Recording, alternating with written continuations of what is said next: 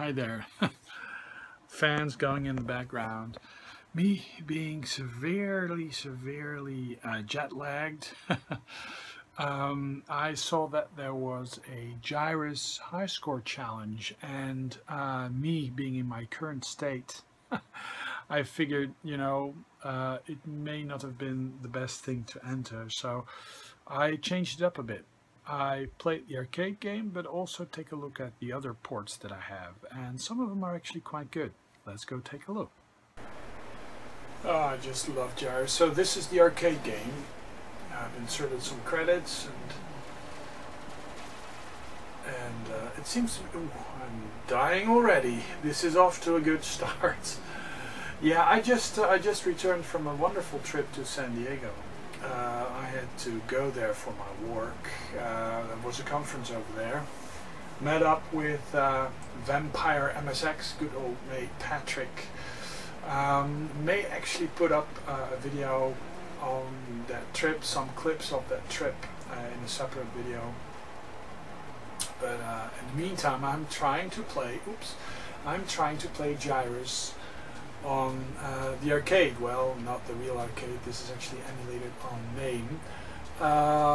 But as my reflexes have been severely hampered by some sort of time zone difference, they call it jet lag, I guess. I figured let's do a try. Let's see how far I can get. Being extremely tired. Right now it's 2 o'clock, but it feels like halfway through the night or something. So I've been back for about 2 days, and still my biological clock says it's it's not day when it's day, and yeah, it really makes you tired. It makes your reflexes like crazy. But hey, I've reached Neptune, so can't be all bad. Gyruss, yeah, one of my favorite games. And if you hear a fan, or if you hear a weird sound going on in the background, it's actually because I have a fan going. It's a bit of a heat wave that has been going on over here. Actually, the weather between San Diego, California, USA, and the Netherlands isn't that different actually. Temperatures are about the same, where the humidity over here is actually a lot higher, so it's actually a lot less comfortable. But yeah, I mean, Gyruss. I've always been a fan of Galaxians and Galaga, and in a way it actually is very similar. But the music, the Bach music, that really gives it an edge actually, and the way that the music is used inside a video game it really gives it quite an edge, because it shows off how do you say that? It shows off the capabilities of the platform. I believe actually this was one of the first games to actually feature a soundtrack like this, that sort of became faster and reacted to the gameplay, or at least it seems to react to the gameplay.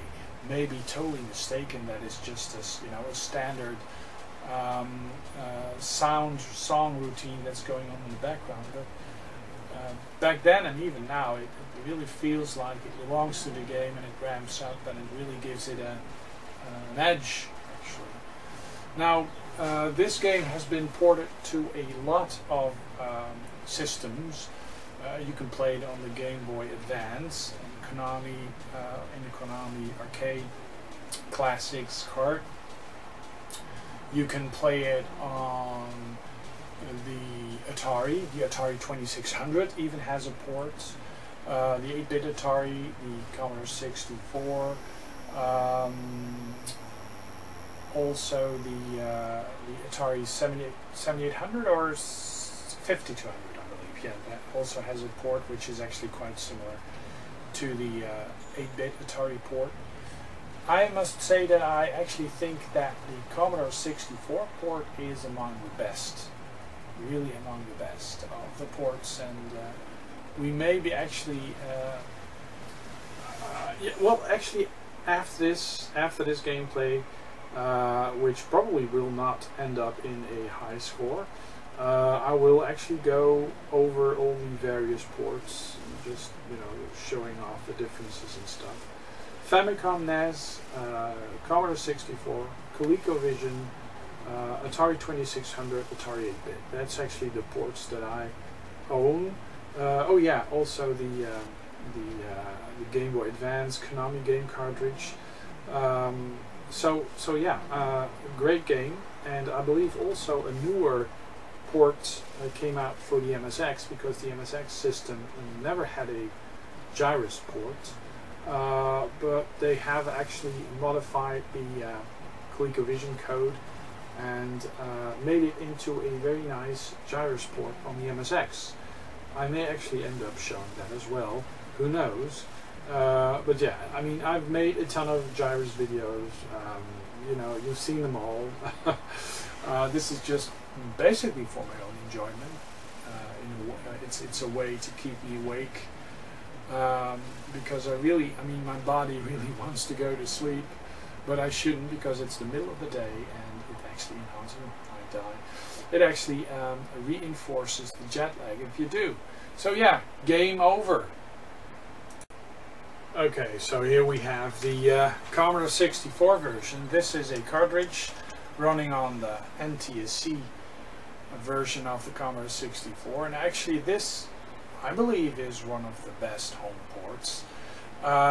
When you play it on an NTSC machine, the aspect ratio is a bit different, and the flickering of the sprites is a bit less, and it runs a bit faster.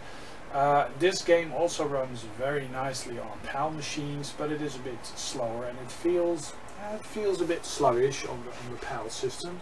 On the NTSC systems, it really feels quite responsive, very responsive even. And I remember this. I remember playing this well. You know, this is actually the first version of the game that I managed to complete and just, you know, continue playing. Discovered that you actually end up reaching Earth and not going further into the center of the solar system, but just circling back to Earth again. I've grabbed this at 60 frames per second to avoid all sorts of flickering and disappearing of all sorts of sprites. And yeah, like I said, I'm quite tired, so I probably won't be able to show you a lot of this game. Just a few tidbits to show you how it looks, and you see that the challenge stages are very similar to the arcade. I think it's pretty much arcade perfect. I may be mistaken, but the music is spot on. I just totally love this Bach crazy tune.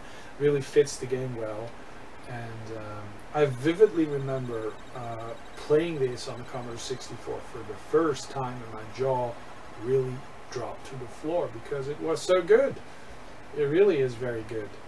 And well, there's specials, there's all sorts of things. Actually, everything about the arcade game is there, and I'm not sure whether or not I should you know, show you a lot, or show you, you know, the whole stretch of gameplay until I die. It may actually be sufficient to just show you this, stop this clip right now, and move on to the next version of the Gyruss game on a different 8-bit console. So it goes. Okay, so here we have another port on the Atari 8-bit. The 800XL and the 5200, basically they have the same port. Yeah, it's a bit different than the Commodore 64 port, but it has almost no or none sprite flickering. It's a bit slower, and on the 5200 it controls a little laggy because there's a bit of a, how do you say that, there's a bit of a way, because of the analog controller, it takes a while for the movement to be picked up, so it's a bit laggy. One would expect it to have been better on an analog stick, but it isn't. Everything is there, the upgrades, the power-ups, the challenge phases and stuff. But it's an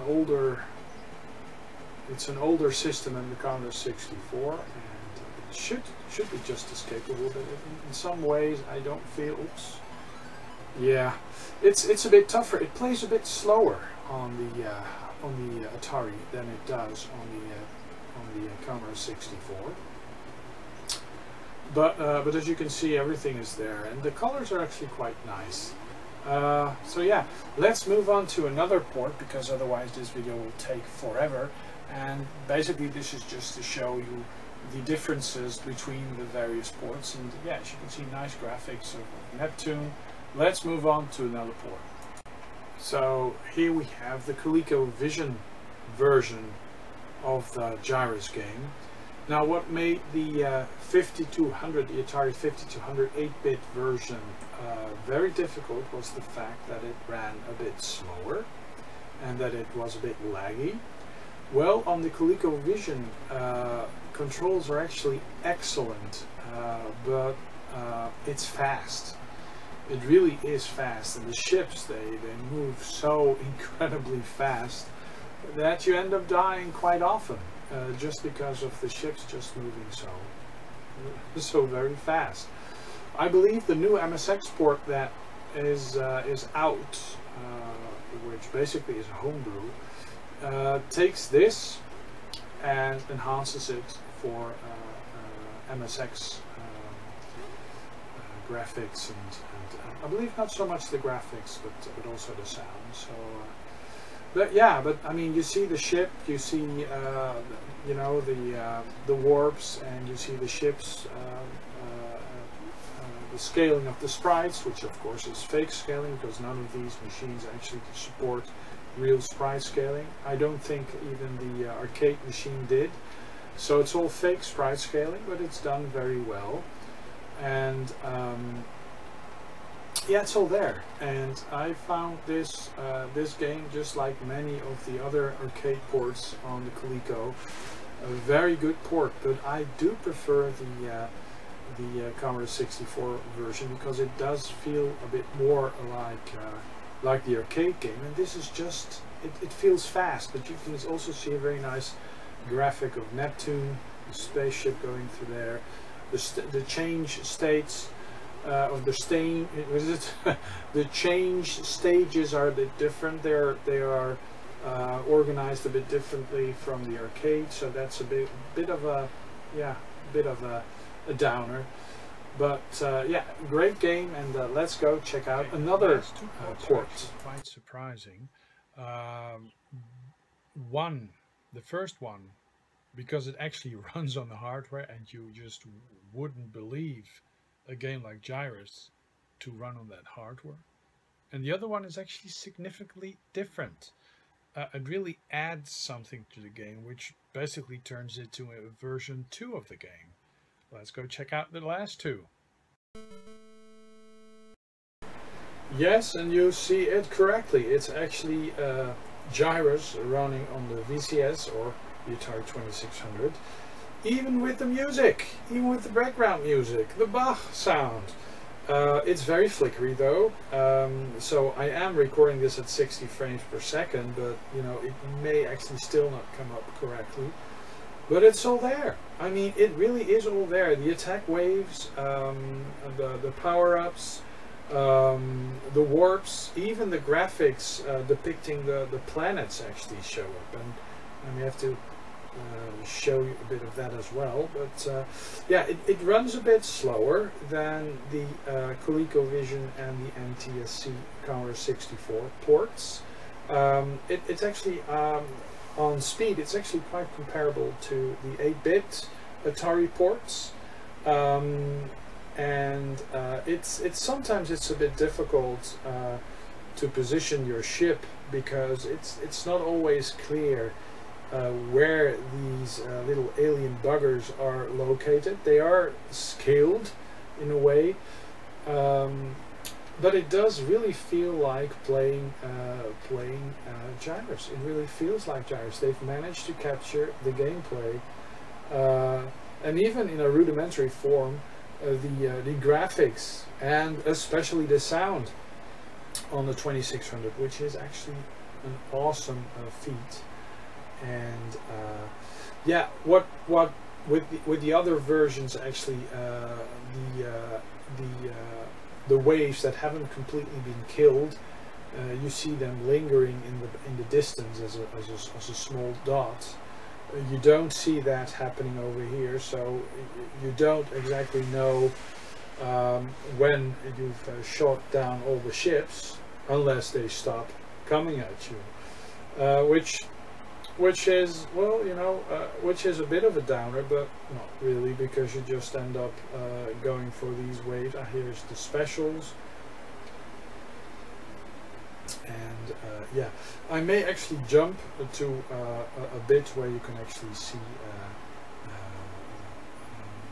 the approach of a planet, to show you that actually that is also in this game.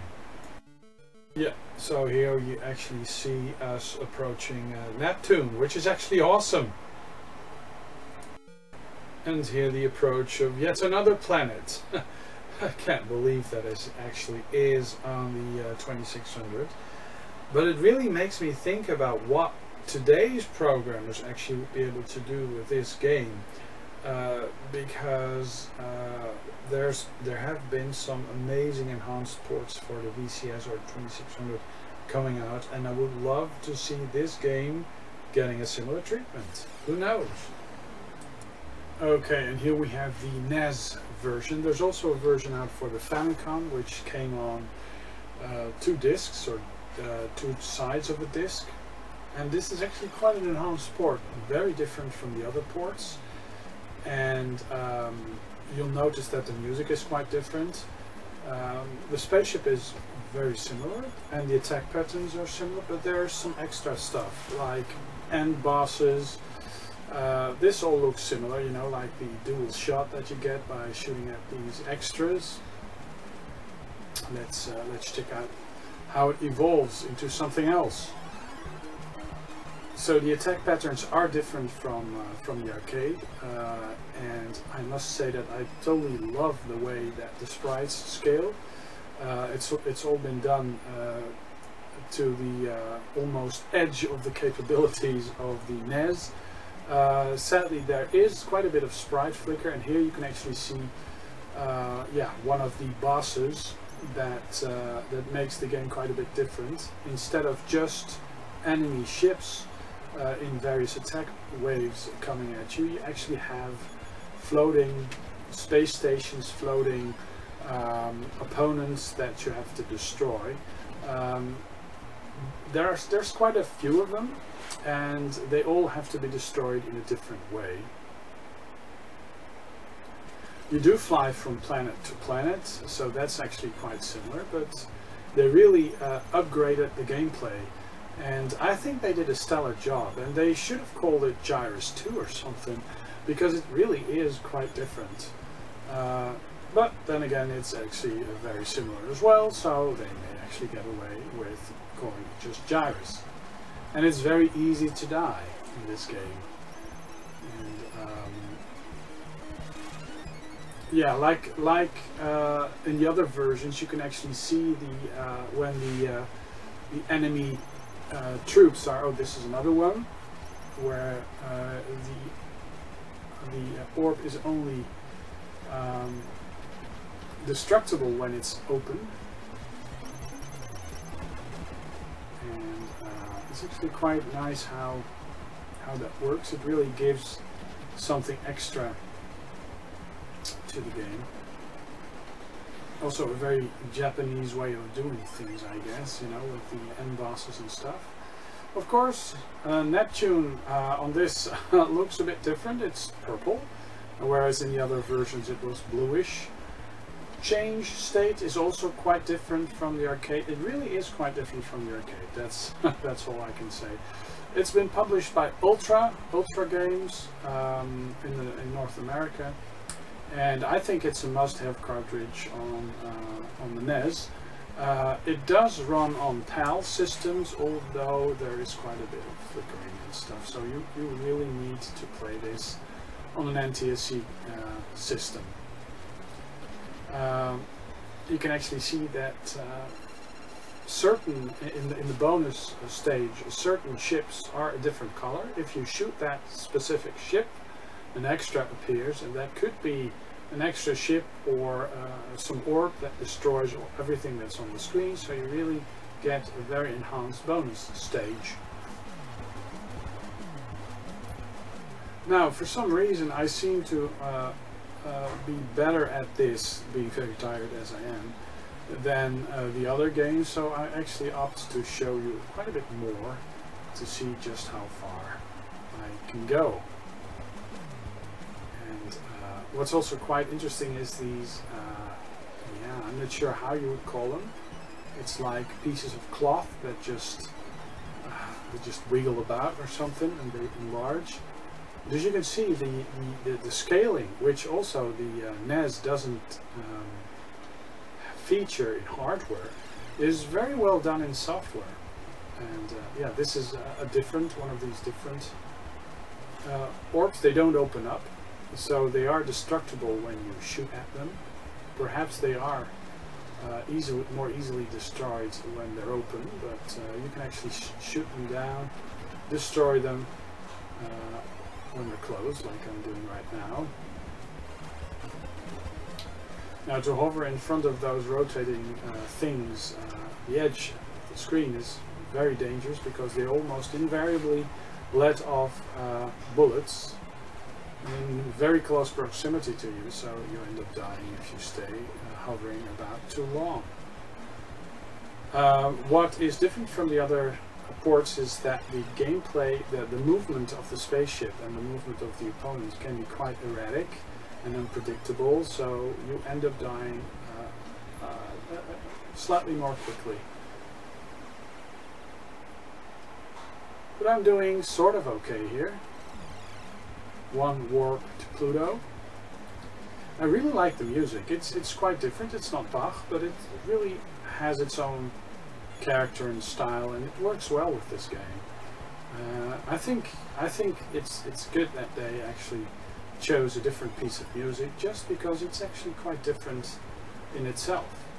Now here you actually see the slowdown. The NES is really pushed to the limit here, with a lot of sprite multiplexing and stuff. So you do see quite a bit of flickering, but it's done at a very high standard. So I think kudos to the programmers who did this, because it's a wonderful game. It's a wonderful port, and really quite deserving of its own. Oh yeah, this is one of these bosses that is very difficult to get. You really only get to shoot the orbs when you're in close proximity to them, and then they hurl red objects towards you, so it's actually quite difficult to shoot them. But once you have destroyed a significant number of these green things, you'll get transported to the next one. This is the change state, which is also quite different from a lot of the others. Well, this is actually quite similar. It moves into some sort of clover-like pattern, which I have very hard time getting down. So basically I'm just reaching very little extra bonus points here. My brain just doesn't want to work today. It really just does not want to work today. It really doesn't. Yeah, first world problems though, suffering from a jet lag after a very nice plane trip to the other side of the world. Yeah. So what did I get? 19 hits out of 38. So that's that's a very limited number of hits. towards Pluto, towards Uranus. Let's see how far I can go. It's won't be long, as I'm on my last life, so you know it could be game over any second. But we'll just happily play, continue playing. Who knows? I might get an extra life and actually reach Earth.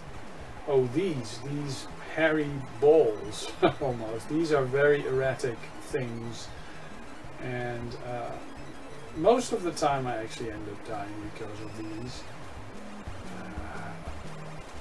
Yeah, this makes the game quite difficult from the original. The fact that these enemies, they just move about so quickly and they really can get in your way quite easily. So 2 warps to Uranus. An extra one. Now, I tend to focus on destroying the orbs, and if I'm not careful, oh, it's game over. It's game over. Well,